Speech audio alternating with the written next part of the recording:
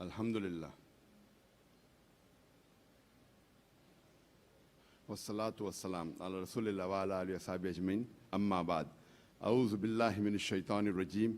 Bismillahir rahmanir rahim. Iqra bismi rabbikal ladzi khalaq. Khalaqal insana min 'alaq. Rabbi shrah li sadri wa yassir li amri wahlul 'uqdatam min lisani yafqahu qawli. The Vice Chancellor of the University,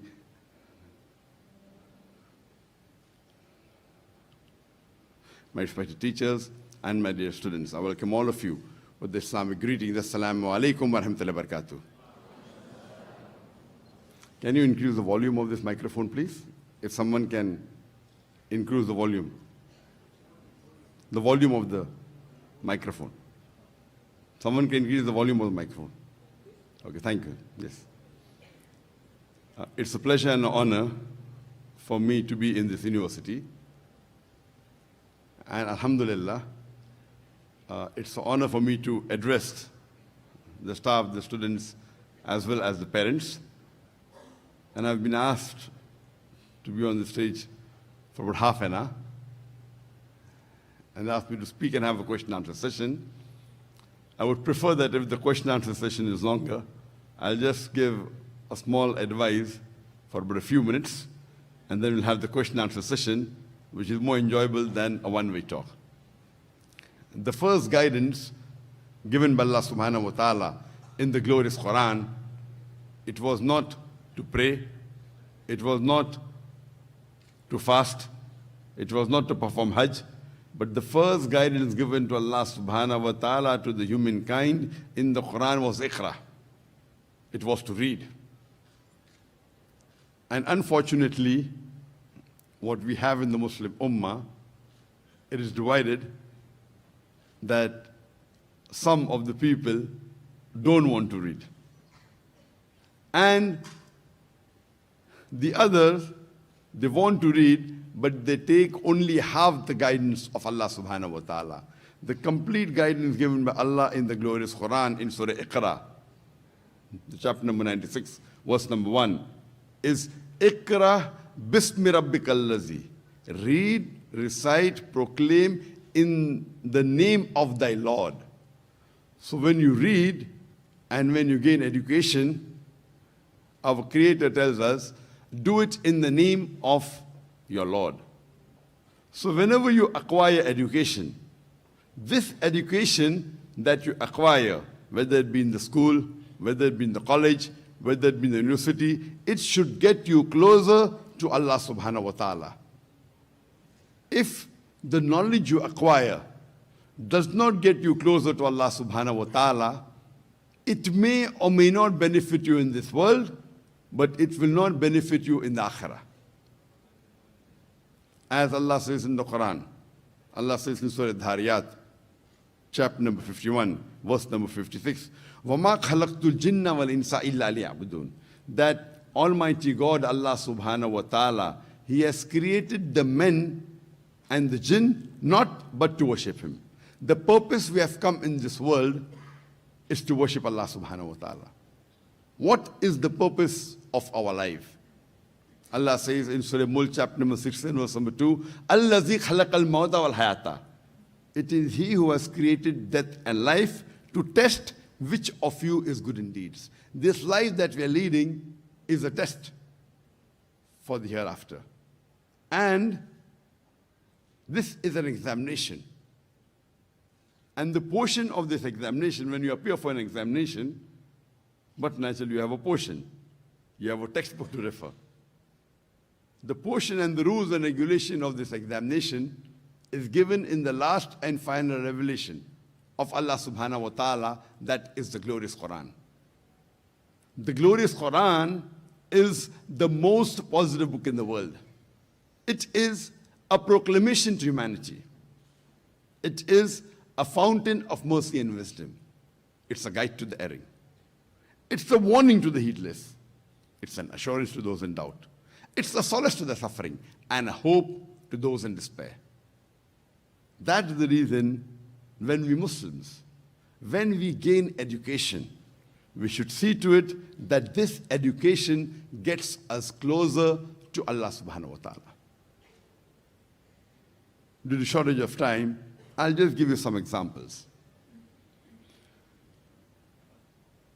When we learn in school, in any subject, we should see to it that this knowledge gets us closer to Allah subhanahu wa ta'ala. And we Muslims should be proud of our deen. For example, when we study science in school, this science that you learn should get us closer to Allah subhanahu wa ta'ala. And today is the age of science and technology. And alhamdulillah, the glorious Quran has proved itself to be the word of God in all the ages. Previously was the age of miracles, and the glorious Quran is the miracle of miracles. Then came the age of literature and poetry. Alhamdulillah, Muslim and non-Muslims alike, they acclaim the glorious Quran to be the best Arabic literature available on the face of the earth. But today is not the age of literature and poetry. Today is the age of science and technology. And when we analyze and compare the Quran with science and technology, we find that alhamdulillah, the glorious Quran is par excellence.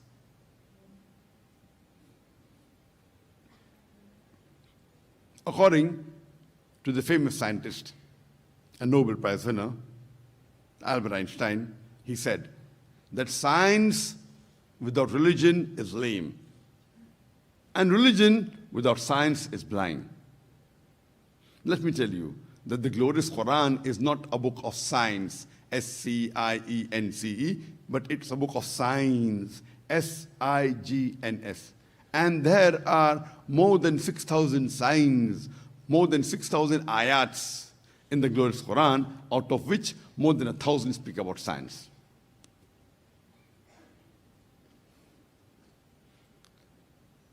I will just give you a few examples of comparing the Quran with the modern science, and then I'll throw the floor open for the question and answer session, which is much more enjoyable than a normal talk.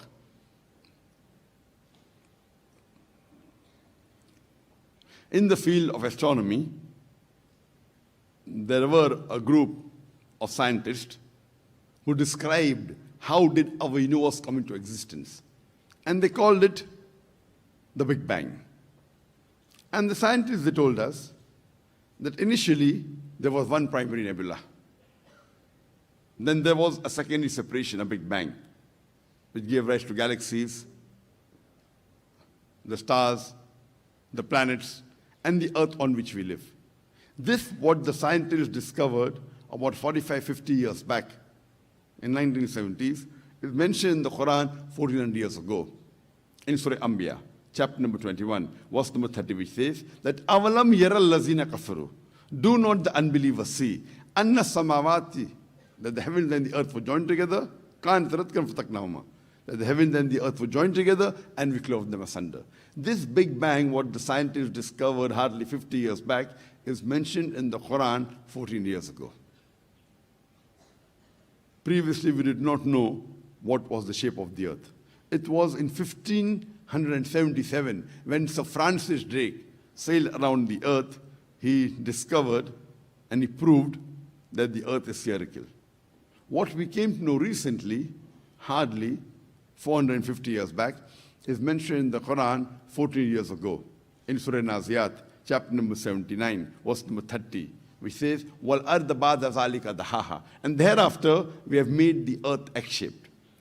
The Arabic word dahaha, one of its meanings expands. The other meaning is derived from the Arabic word dhuya, which means an egg. And it doesn't refer to a normal egg, it specifically refers to the egg of an ostrich. And if we analyze the egg of an ostrich, it's not completely round like a ball, it is flattened from the pole.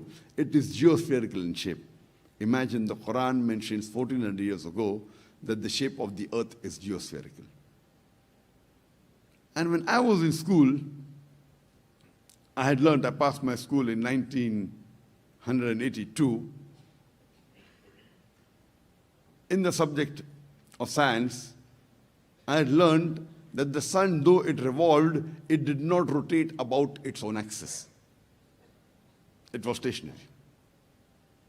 But when I read a verse of the Quran, in Surah Anbiya, chapter number 21, verse number 33, it says that هُوَ الَّذِي خَلَقَ اللَّيْلَ وَالنَّهَارَ. It's Allah who has created the night and the day. وَالشَّمْسَ وَالْقَمَرَ. The sun and the moon. كُلٌّ فِي فَلْكِ يَسْبَحُونَ. Each one traveling in orbit with its own motion. The Arabic word yasbahun describes the motion of a moving body, saying that the sun and the moon, besides revolving, also rotates about its own axis. And today, after science is advanced, we have come to know that if we have the image of the sun on a tabletop, the sun has got black spots, and these black spots take about 25 days to complete one rotation, indicating that the sun takes about 25 days to complete one rotation. Imagine what I read in school. Today science says that it is wrong, and the Quran mentions 1400 years ago that the sun rotates about its own axis. There may be many skeptics who will say it's nothing great that the Quran speaks about astronomy, since the Arabs were advanced in the field of astronomy. I do agree that the Arabs were advanced in the field of astronomy, but I would like to correct them that it was centuries after the Quran was revealed that the Arabs became advanced in the field of astronomy. So it's not from the Quran that the Arabs learned about astronomy, but it is the vice versa. So it is not that the Quran has picked up from the Arabs, but it is the Arabs who learned from the Quran. And the Quran speaks about various subjects of science. What we learn in school about the water cycle, it was first propounded by Sir Bernard Palissy in 1580.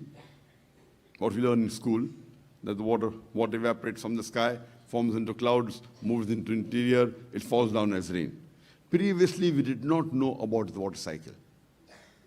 And the Quran speaks about the water cycle in great detail, in several places.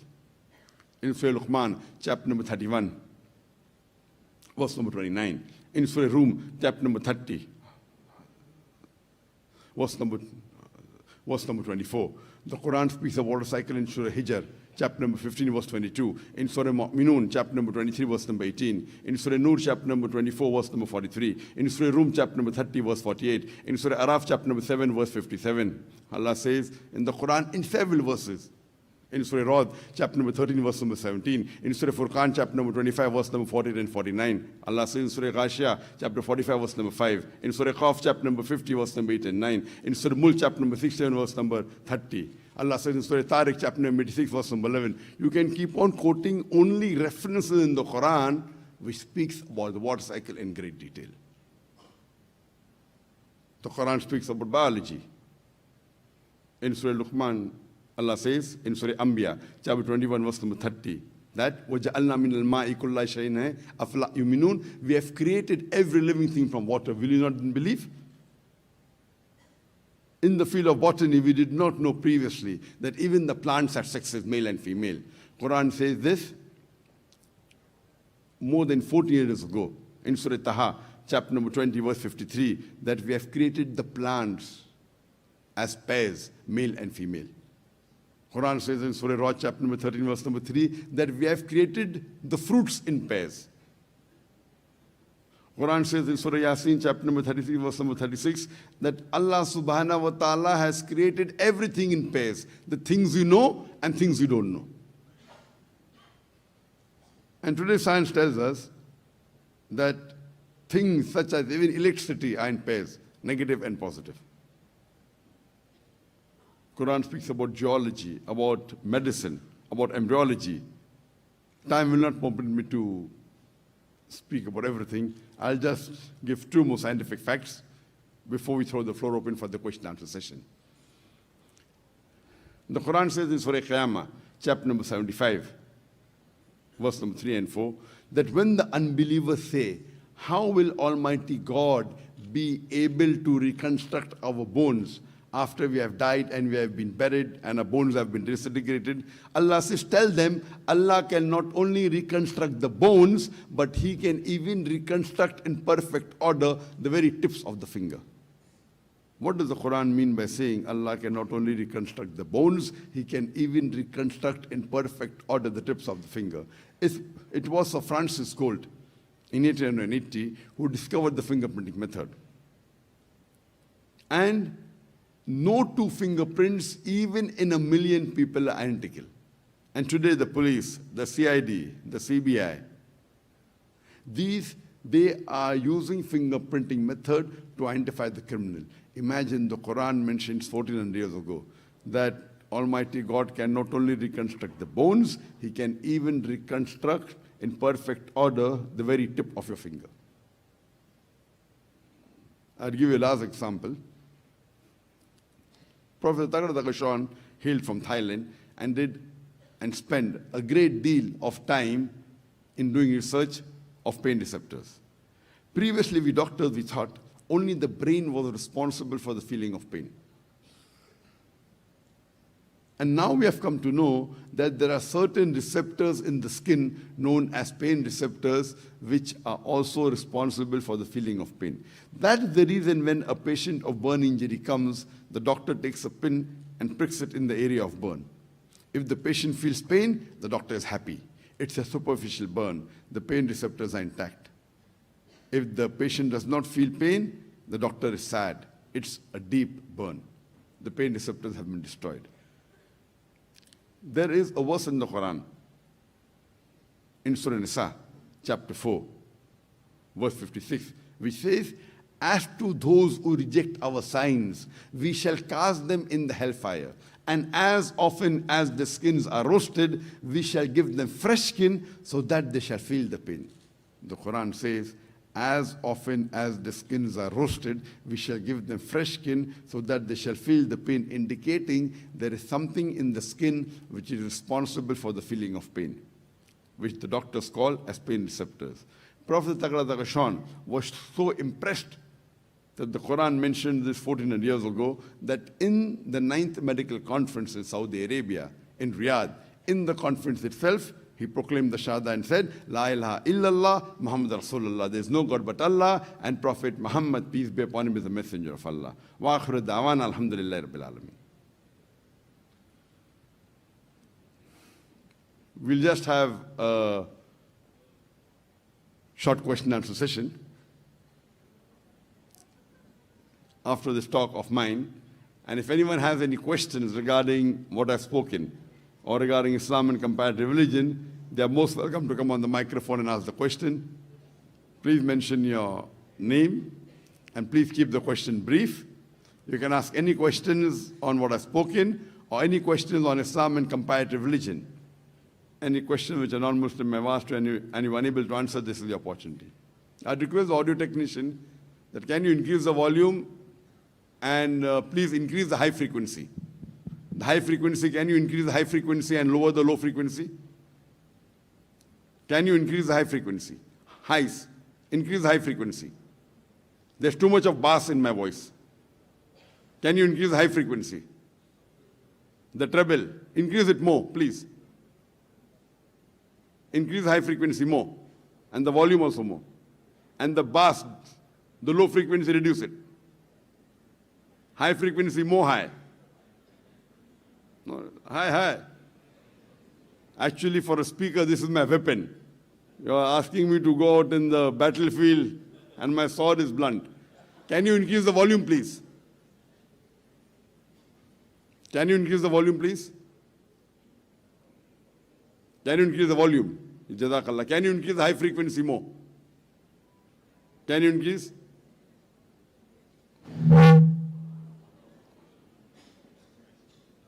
Okay. Assalamu alaikum wa rahmatullahi wa barakatuh. Wa alaikum assalam wa rahmatullahi wa barakatuh. My name is Abdul Razak Khan bin Nusum Ali Khan, and my question is... Sorry, can I request someone to get a glass of water for me? And a chair if you don't mind? And a chair here, please, so that I can... Can someone have a chair? Yes.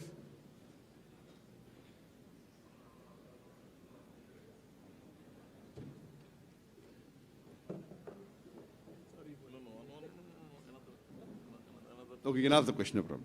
My question is Islam a sexist religion because women seems to get more privileges over men?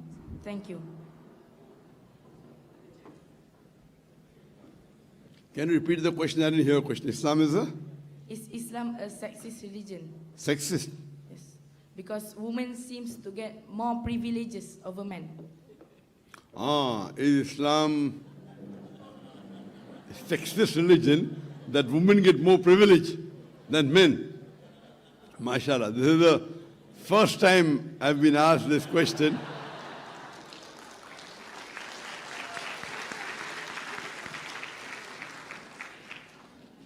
I've given a lecture many a times, women rights in Islam, and I always say that because today the media says that Islam subjugates the woman. And when I give my talk, I always say that no one should object that Islam gives more rights to women. And it's the first time somebody is asking me a question that does Islam give more privilege to the woman? Yes, compared to other religion, I agree with you. Compared to other religion, Islam gives the maximum rights to women. But as a whole, the men and women in Islam are equal. But equality doesn't mean identicality. They're equal, but they are not identical. They're equal. And I do agree with you that what the media portrays, that women are subjugated, they're kept behind, they're backward. I do agree with you that compared to other religion, Islam gives the maximum right. So that's the reason in my talk, I talk about the rights women get.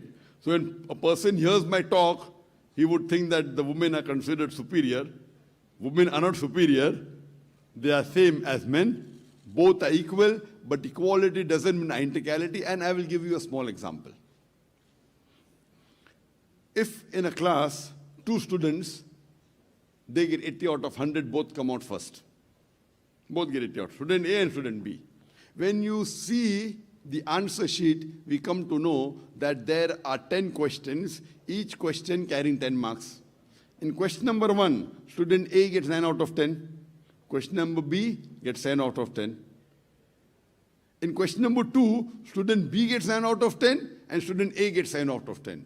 So in question number 1, student A has the degree of advantage over B.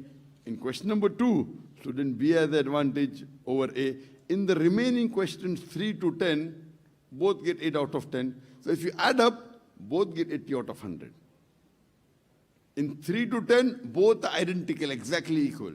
But in question number 1, student A has the degree of advantage. In question number 2, student B has the degree of advantage. For example, if a robber enters my house, I will not say I believe in women liberalization, men and women are equal. I will not tell my wife to go and fight. I will not tell my daughter to go and fight.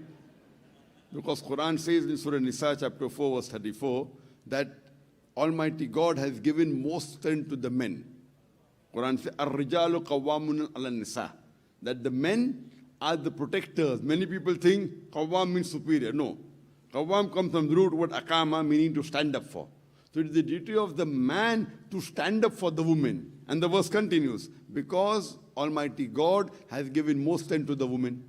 So in strength, the men have a degree of advantage. On the other hand, if you read the hadith of Muhammad in Sahih Bukhari, volume number 8, in the book of manners, Adab, chapter number 2, hadith number 2, a man approaches the Prophet and asks that who deserves the maximum love and companionship in this world? The Prophet said, your mother. The man asked, after that who? The Prophet said, your mother. The man asked, after that who? The Prophet repeated for the 3rd time, your mother. The man asked, after that who? Then the Prophet said, your father. That means 75% of the love and companionship goes to the mother. 25% goes to the father. 3/4 of the love and companionship goes to the mother. 1/4 goes to the father. In short, the mother gets the gold medal, she gets the silver medal, as well as the bronze medal. The father has to be satisfied with the consolation prize. So here, the women have a degree of advantage. Our beloved Prophet Muhammad said that your mother which bore you for 9 months, you cannot compensate even if you give a mountain of gold. So here, the women have a degree of advantage. There, the men had a degree of advantage. So depending upon situation, sometimes men have a degree of advantage, sometimes women.